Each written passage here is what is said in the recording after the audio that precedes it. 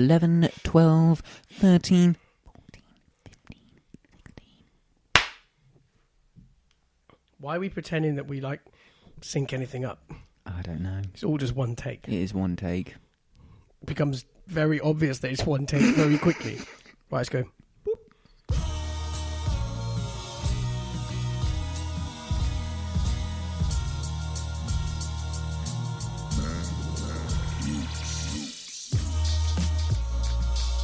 Hello.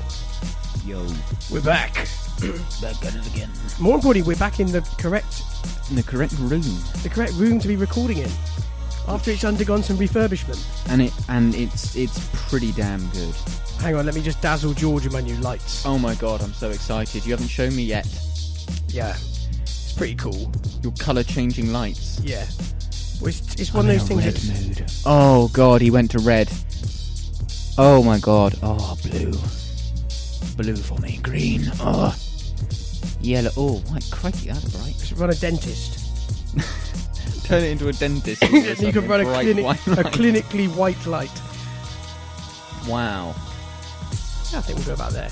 That feels like blue is nice. Good atmosphere. A good atmosphere. It's like a radio broadcasting studio. Which we are absolutely not professional enough for that. Right, welcome to Start of a 10. He's George. He's Angus. Yeah, how's you been? How's your week been? Yeah, good week. Did anything happen? Not really. Good. My weekend, I polished my bonnet. Oh, good. Another weekend. No innuendos there. No. I genuinely polished like every weekend when bonnet. you polish your bonnet. Yeah. I polished my bonnet. Which was fun. It rained the next day, and that's the best thing. When you ever do anything to your car, I don't know if people think detailing's sad, but if you ever do any polishing or any waxing on a car, and the next day it rains, it's like all of your Christmases so far come into one, because you're like, oh.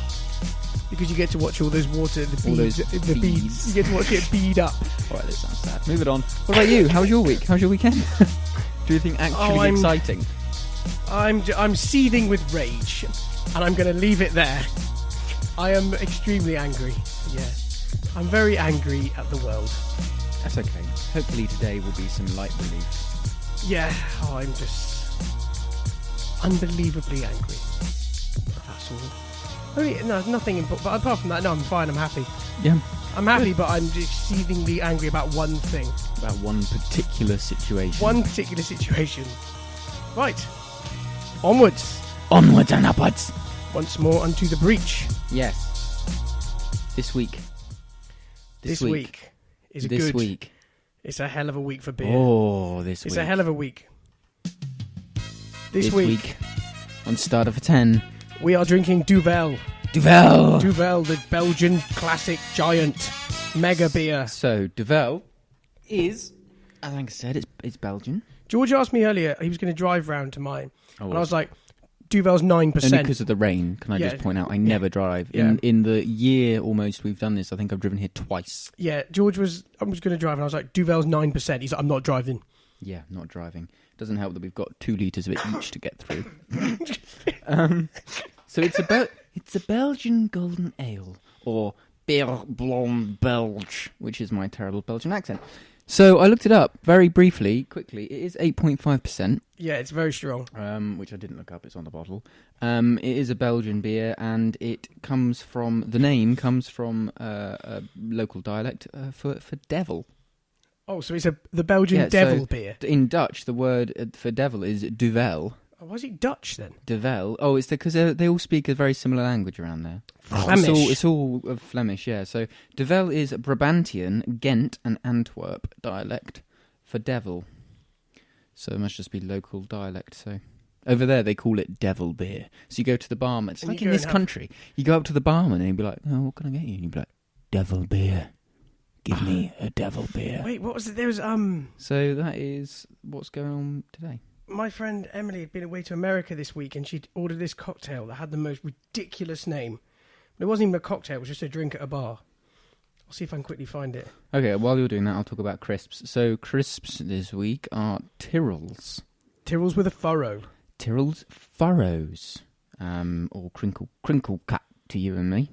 And they are cider, vinegar and sea salt. And they are very nice. The best, I believe that the the flavour gets stuck in the furrow, It does. which means that they are extremely, extremely strong. Potent is the word I would use. Potent. Potent, but we like a potent crisp. We do. What's the point in them if they're not potent? In some way or the other. But yeah, Right. it is a strong bit and very lively. It poured clear, didn't it? And now it's gone now it's gone like cloudy. hazy, almost This like drink, a cloud. It's weird. this drink was called Adios Motherfuckers. I told you it was worth looking for. I just took a sip, for Christ's sake. Yeah, it's a good beer name, isn't it? What, as a beer? No, I can't. Some It kind of doesn't cocktail. sound like it was a beer. No, It sounds like it was some hellish mix Jesus. of everything. God, that sounds brutal. This is like strong. It reminds me of like a cocktail or something. Yeah, Something with a lot it's of got a really spirit. It's got a almost spirity taste. not even that afterburn strong. on it. Yeah. 8.5 is not that strong. No, but it has all the hallmarks of making you very, very, Very drunk. very, very drunk. Yes, very drunk. So that's probably going to be the general tone of this week's Starter for 10. I'm not drunk, but I've got a funny idea. Yeah, Not what's a that? funny idea, but it's just an idea. Yeah. I found some instruments when I was tidying up this room. Oh my god. Not an inch. Hang on, my cable just went weird. Yeah, what happened then? Check my levels are right. Yeah? Still fine? Yeah. That went Cool. weird. Was it our headphones maybe? Yeah, must have been. It's all live on Good. Starter for 10. Right, well, this is going to be funny. Hey, fine. I'm not going to tell you what I'm going to do, but Oh my god, what is this? I'm going to re-record. I'm going to re-record us a new theme tune Oh my god, live-ish. live. Yeah, I'm going to try. Oh my and, god, do you want my mic as well? I'm trying to layer one in. Oh I'm not god, gonna this do is it. going badly. We'll just see if I can do it. Oh my god. Prepare yourself. I haven't rehearsed. Oh my god, it's a harmonica. I haven't seen one of them in years. I haven't rehearsed. Don't worry. Right, Don't go too loud. I won't. Right, let's see. Can you just turn the volume down on the harmonica before you I'll start? just give it a nip down. Yeah. Too much gain. What's the level like of the That sounds harmonica? nice. Hang on, go do it again. Oh, sweet as a nut. That's what we like. Right. No promises that this is going to be some sort of masterful creation.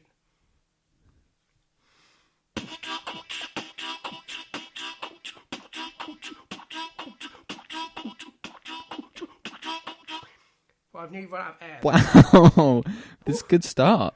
Yeah, nearly run out of air. Okay, that sounds good. Right. You're going to show off your music mixing style now, Now aren't we're you? going to go for. We'll add another layer. That was nice. That was like a melody. Melody. Melody. Another layer. Let's go.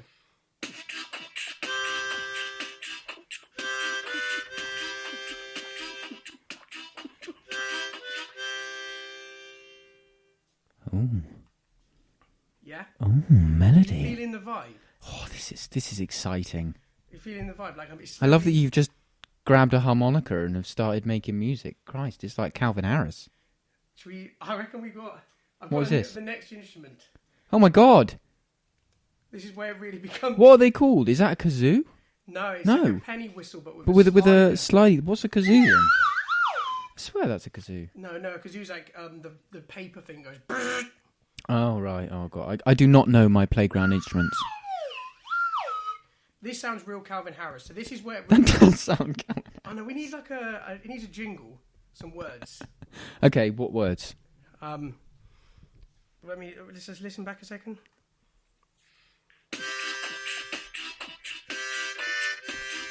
Welcome to Starter for 10. It's not. You're not Scooter, Angus. Yeah. We want a Calvin Harris vibe, not a Scooter No, vibe. we'll just go Garage MC. Oh my god. Are you ready?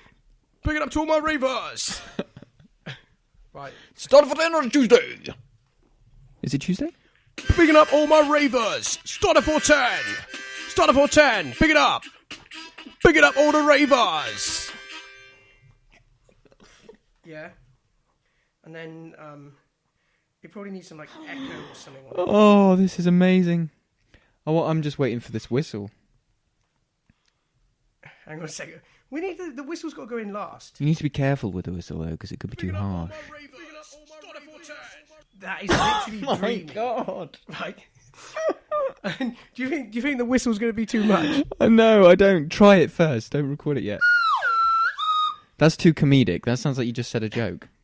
Oh, like a. Essentially, that's a. Do you need a bass line? Boom, boom, boom, boom. Oh yeah. Wait, yeah, I kind of do. Ooh, ooh, ooh. I don't even know if it's going to be possible to pick it up. Ooh, ooh.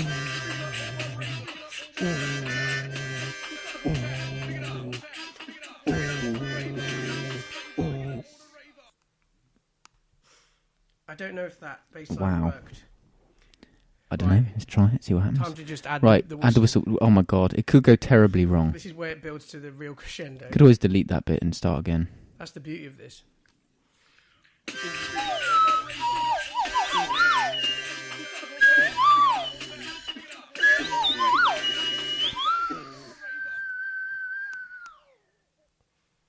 Not sure how the whistle sounded, but we'll see. Well, Rihanna's got a whistle. Oh, that's great then. And she played it just like that.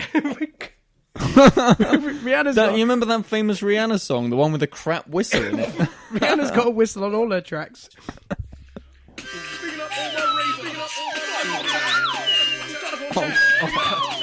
Nah. We had a perfect game and then I killed it with a whistle. Oh my god. Oh god, this is brilliant. I quite like that. I think we'll close the show with it. Oh my god. Whew. That was a laugh, wasn't it? That was some live music production. That is actually how Calvin Harris produces his music. On the MacBook speaker. He doesn't even, or microphone, he doesn't even bother with an audio setup.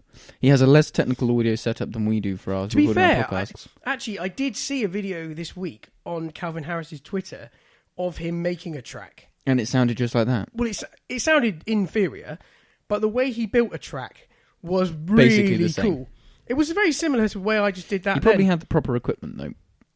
Yeah. But yeah. It was quite cool how he did... A looper. He layered each sound and whatever. It's cool. Music production. It was 2 minutes, but he basically built an entire song in 2 minutes. But I remember reading something about... is it David Guetta wrote one of his most successful tracks ever on a plane? Titanium, maybe? Yeah, and I find that more offensive than anything. The fact that he could... That was Sia's first...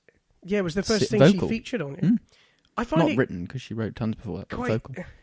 I'm a little bit offended by the fact that it took so little effort to create it that he could do it on a plane. Isn't that kind of the point, though? Yeah, Didn't Mozart write one of his symphonies in like the 10 minutes before one of his shows or something? You couldn't have written that in the entire... He might have written a motif or something, but... You see what Surely I mean? if you're like... I suppose that's the evidence of pure excellence, isn't it? If you can just... You just know... That went yeah, I know. really quick. If you know what you're doing well enough, you should just be able to bosh it out. Yeah. You know what I mean? It's one of those things where perhaps simplicity is brilliance. Well, that's it, isn't it? And if we do for all these people who go and lock themselves away in a wood cabin in the hills for 4 months and have no Wi-Fi to go and write a rock record, I feel that Calvin Harris is sort of like poo-pooing on it. Yeah, he should play the game along with everybody else, because if everybody went and locked themselves away for 4 months at a time, it'd be cool. If you see what I mean. He should definitely... If we keep everybody living that lie, surely everybody wins.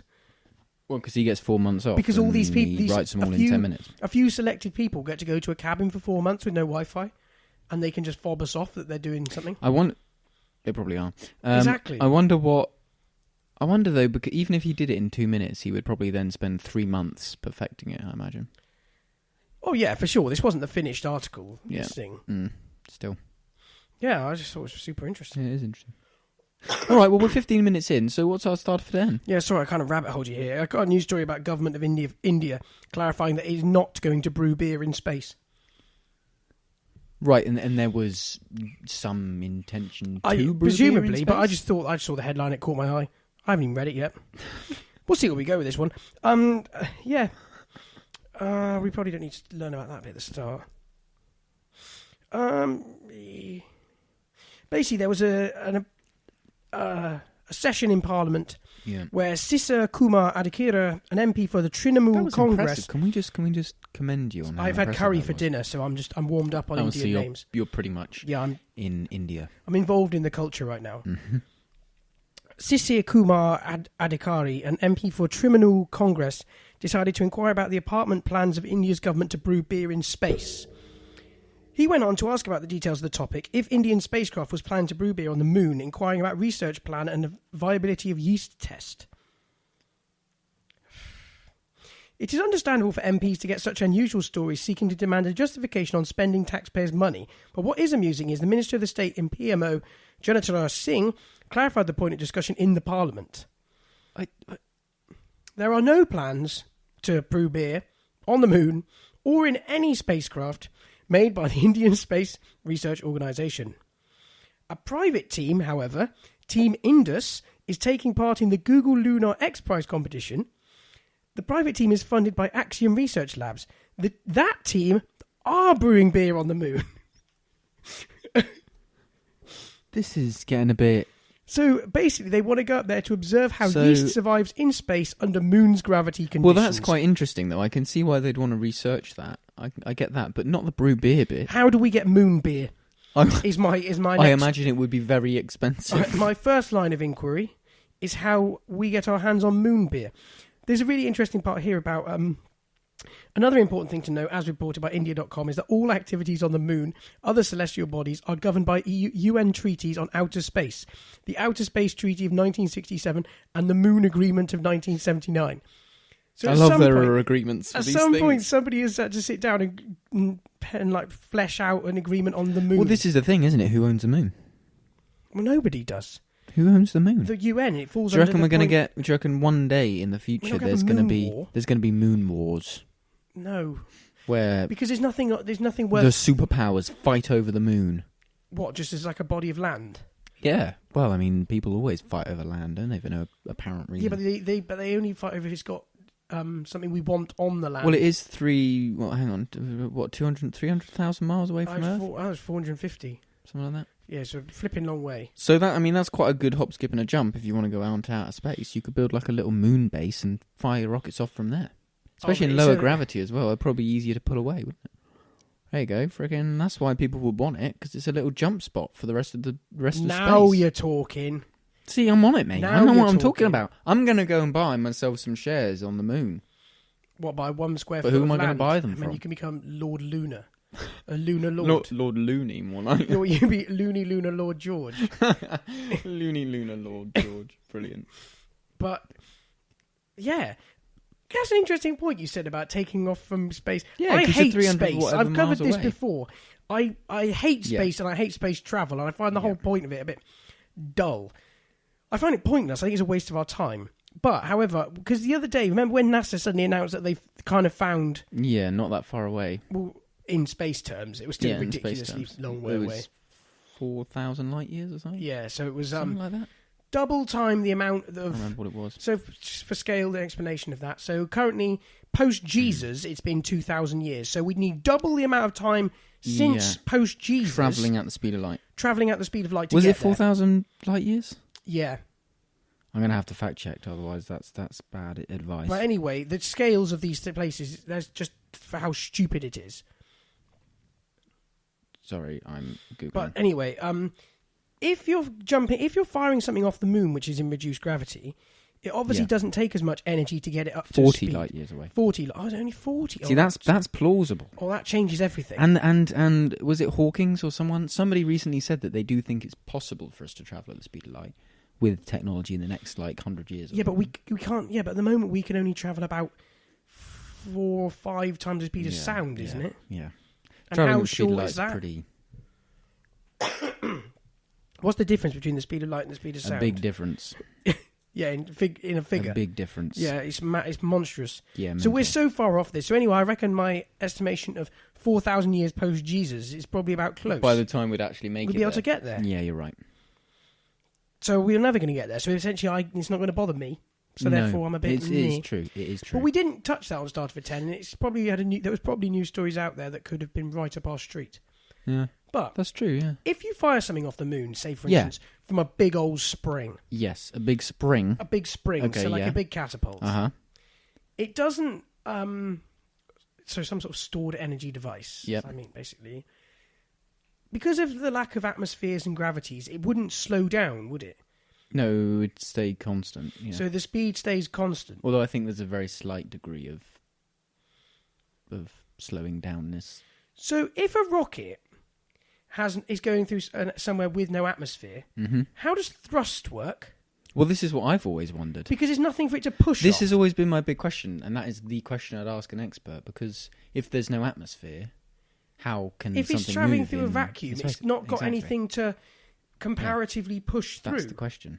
So obviously it can go, there's no resistance. It's not going to get any slower or quicker. Surely Exactly. it's just whatever speed it's There going. will when be someone who knows the answer to that question. and it's not you, disappointingly. It's definitely not me. So I've dead-ended us, but with a really, really But interesting point. What I thought was clever, the travelling at light speed thing, it was something like these ships, like they reckon they can do it on a not microscopic, but a very minute scale, where they have these little ships, like drones, I suppose, with like wings, and they fire lasers at the wings, and the light actually is the thing that propels. It's all very Star Wars, isn't it? At light speed, something like that. But the size which is quite cool. The size of but as we've said, with no resistance, the size of the craft is irrelevant. Yeah, I still wonder though, if you're travelling at light speed, how are you going to avoid objects? Like you're going to hit an asteroid, aren't you? Well, you're going to hit all sorts of you can't. It's just so underthought. And People also, just haven't thought it if through. you're travelling at light Idiots. speed, you can't see what's in front of you. Exactly. Because Yeah, what would you see at light you would speed? see What would you nothing. see travelling at light You speed? would see nothing because you'd be going faster than the light could travel to you.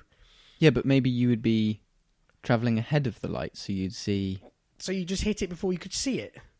I don't So know what there's you'd physically see. no way of Or would there avoiding be no things. difference? Would the two cancel each other out? Or is it like jumping up and down when you're on a plane if the plane's going at 300 miles an hour? That sort of thing. Because you're already on it. Let You me know? build the picture in my head. I reckon that there would be no visual difference because you're travelling at the speed of light at the same time as the light, so you'd see the same thing. But if you looked out the side window, Yeah, at the side window. what about the front window though? Because the Be the light same. would be. What, so stuff would still just come past. It would just be really the same. Fast. But if you looked out the back, wouldn't it just be? You'd see the same. Because if you're travelling at the same speed as something else, like you think two cars travelling at the same speed next to each other, neither of them look weird, do they? No, they look like they're static. So, same principle? I just, like you say, I don't know. I'm not sure. I'm not clever enough for this conversation. I can't picture without writing it down. If you're going along at like 100 miles an hour, if you're going along as fast, obviously the light you're seeing, Yeah. that's the complicated factor, is that you're travelling as fast as the transfer of the light of the thing you're seeing. Yeah. So you can't slow it down to build a model. Which is what you can't in your head, can you? No. But this, I suppose, what it comes down to. No, because it's the same as speed of sound. When you're going faster than the speed of sound, and a jet goes past, the jet goes past way before you hear it. Yeah, but if you're sat in the jet, then you can still hear it. Yeah. So you would be able to see out. But everybody else would never see you. See you later. The thing I was thinking is that if you, Well, you would still hit stuff, yes. whenever you look into space, up into the sky, whatever you're seeing, stars, twinkles of stars millions and of years everything, old, yeah. you're basically looking into the past, okay, which is fairly obvious and standard.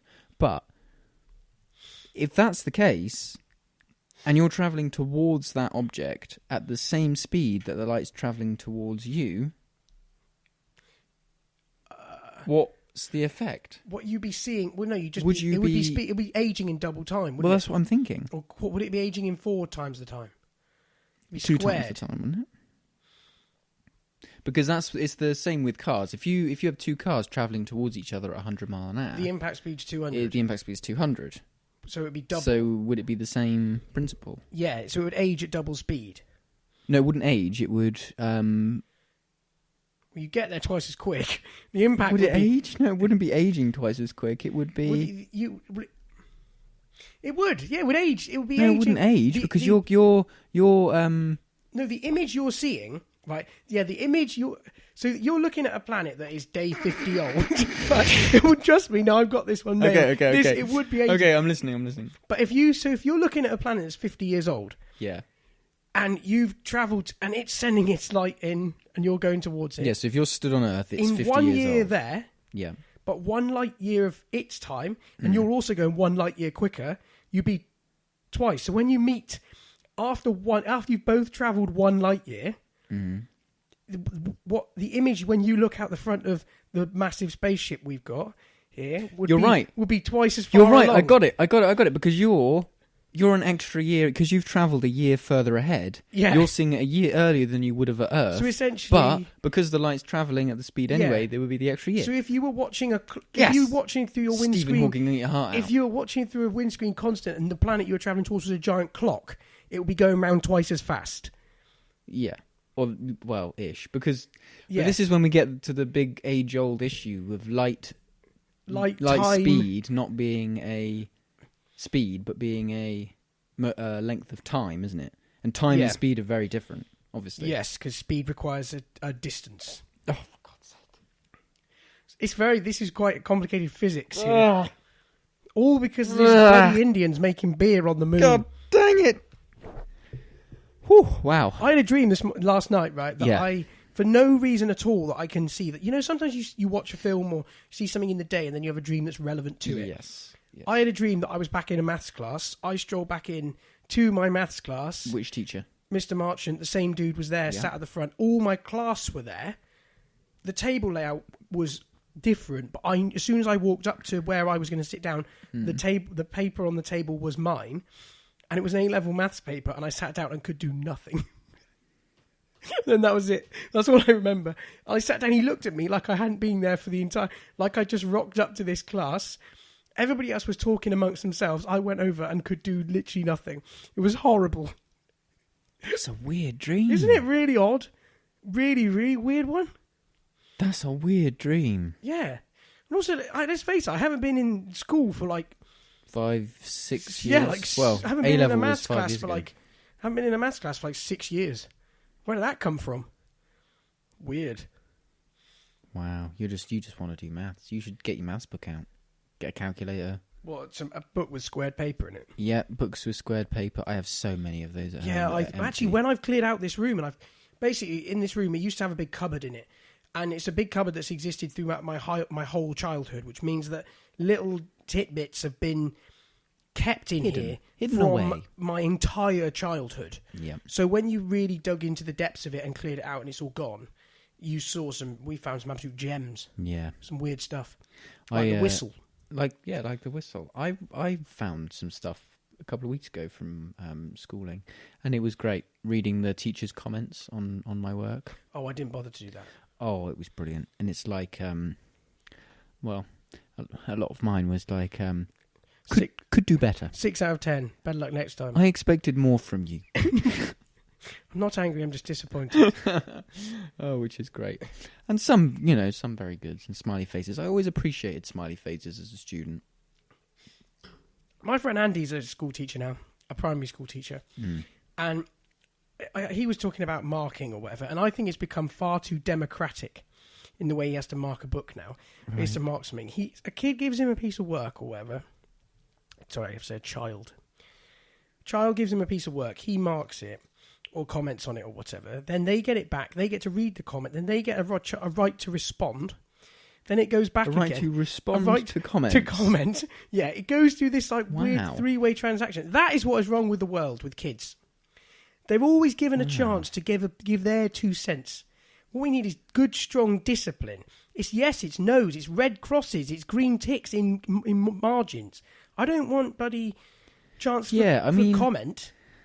It's not question time about your maths work, I know it's is difficult, isn't it? Yeah, you either got it wrong or you didn't. But great work, Timothy. Really well done there. Really lovely. I mean, you got it all wrong, You got but it- well you got it all done. wrong, but I really appreciate the effort. And he's like, "Oh, thanks, sir, but I don't think that you're being very kind." I don't think that your And then comments he would- reflect the effort that I put The into effort, my yeah, work. exactly. Even though I got them all wrong and did no revision. Yeah, and I don't put in- think that your I don't think they're doing comments revision reflect in my year work. 2 and 3. To be The fair, trouble but is, 3, well, 4, no, whatever it obviously. was. The trouble is, it's fine if they do that at primary school, but when you get to that sort of 13 to 16 age group, you're gonna just open up a whole load. Yeah, Like maybe they don't get a right to respond especially anymore. guys as well at that age Oh, are right, so I argumentative. couldn't believe that they got a right to reply. I think that's mad. Very strange. I feel sorry for the teachers. Well, surely it also makes this like essentially double the amount of double their workload. Yeah, it does. You're already quite a stressful. See, the thing is, if you really think to yourself, if there's anybody here thinking about a career in teaching, just ask yourself this, right? If you truly love teaching, you really want to teach children, you love children, and you just want to make them, see them succeed, just pick a subject where you don't need to mark much. Like, it's PE. Or RE, where nobody really cares anyway. Or only because it's a terrible curriculum. Like, they could teach that subject well, but they choose not to. Agreed. Or tech. Oh, yeah. Tech was all good. Tech was all fun and games until you got to GCSE, and then you needed to produce a... It was all fun and games until, in like resistant materials tech, until the coursework was you needed to produce 45 sheets of A3 with maximum font size of 12. That was genuinely our brief. I had that. I did food tech, because I'm a bit of a woman. And I did have this huge argument with myself about whether to do resistant materials or food tech, right? When we came to choosing options at GCSE, if you remember that. Options. And I really liked both teachers as well, so I really couldn't make a decision. But I went with food tech because I like cooking. And I thought, well, that'd be fun. I'll get to cook. Yep. So I thought, why not? And it was the same. We had so much coursework. We had to do just as you said, like 40 pages on whatever your chosen thing was. Yeah, I'm pretty sure they jammed the same square peg into the round hole. That you had to, they did. And there was one curriculum that covered all of technology. All of technology. I think it was something similar like that. It's true, though, because sawing and drilling and hammering is exactly the same as filleting fish. So... Let's just Wait, did you do get something that as clear. interesting as filleting fish? I could have. I didn't. GCSE food tech, we did get pretty much free reign. We weren't just making bread and jam tarts. We were actually doing whatever we wanted.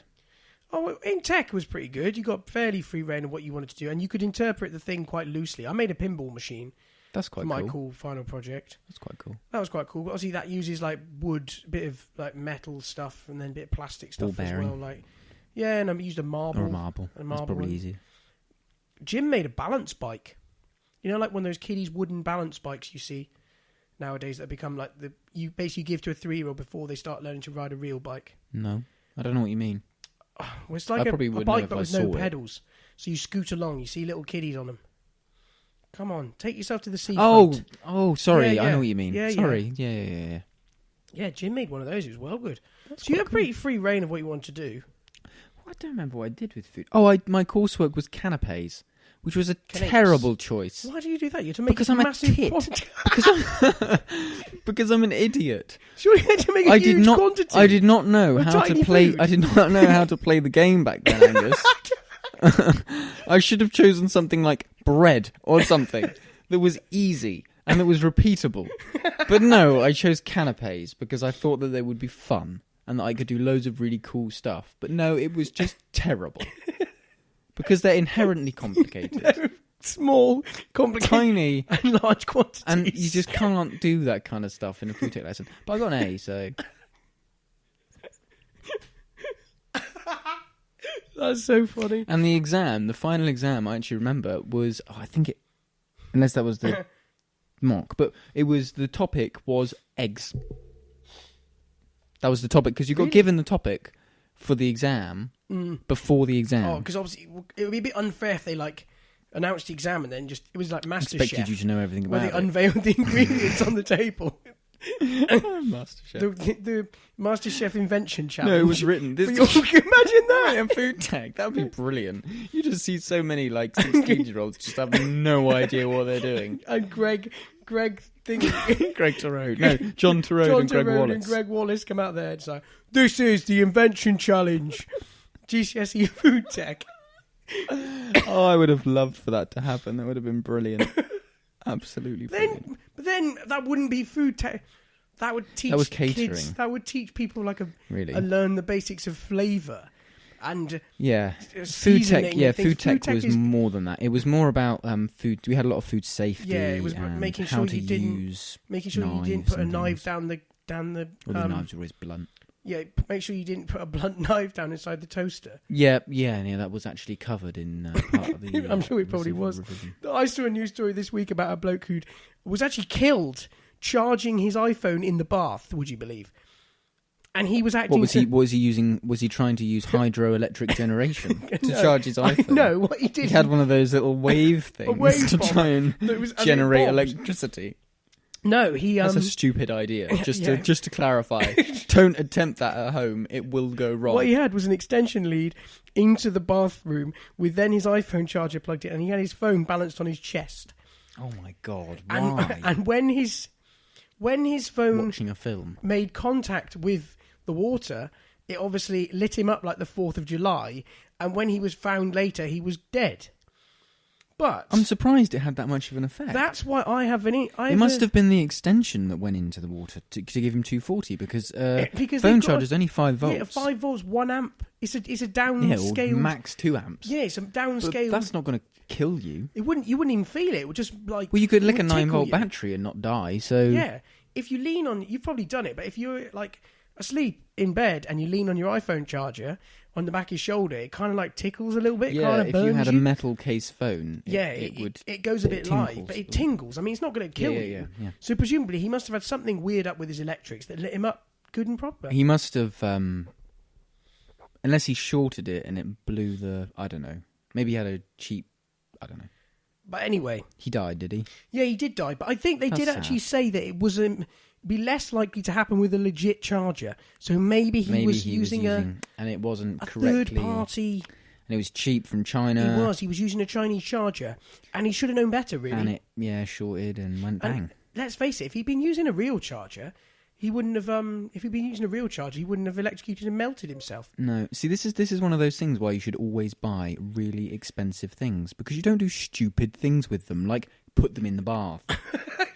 Say, no, I'm not going to put my 40 quid iPhone charger with me in the bathroom because it's going to break.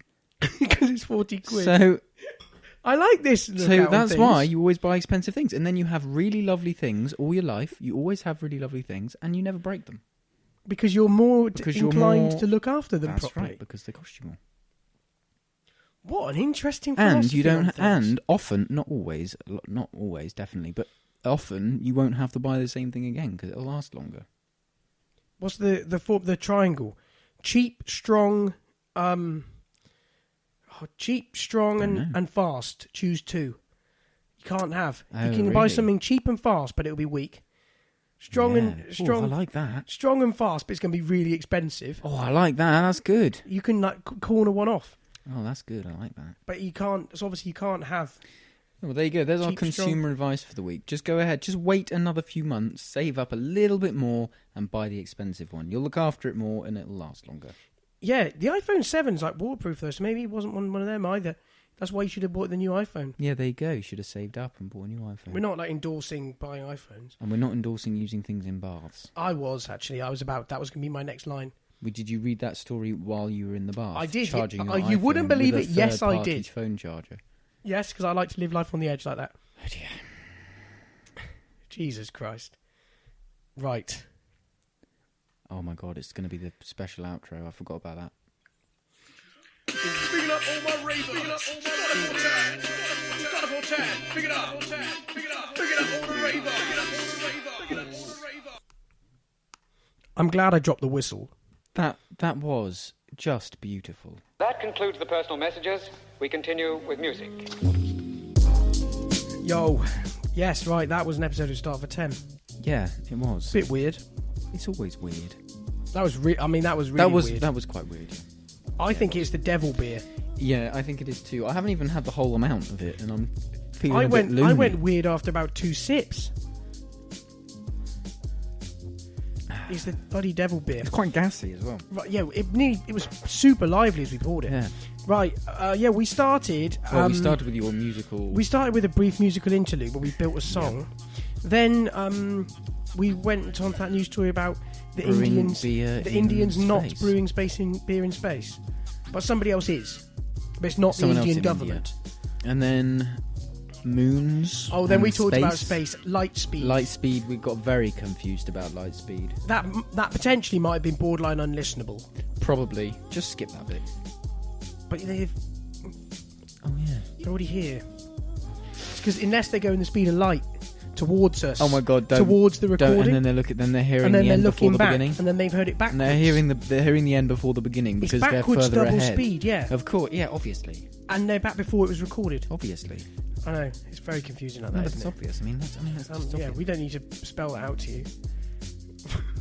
Angus's dream Oh God, the maths about dream. maths, and then a little bit about school and our Oh, food tech. your tech and my tech, That you made canapes. and then consumer advice. Oh, we always end on Don't consumer make advice. canapes, just buy them. Buy the canapes. Well, actually, there are some things you can do which are really easy. And How low did you go for canapé? Would you class peanuts as a canapé?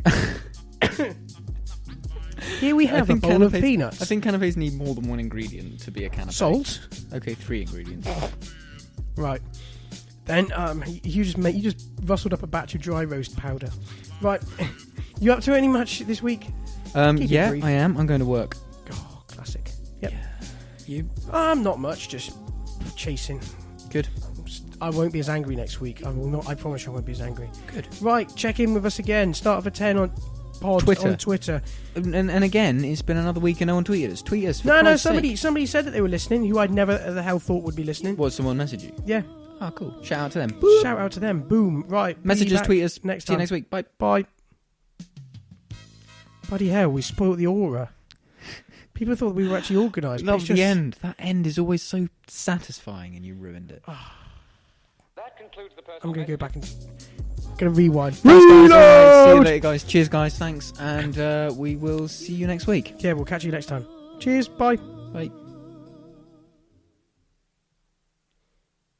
I like how we just don't bother editing and we just roll with it. Yeah. That's how it's always been. Yep, it's better like that. Stop. It's raw. It's raw.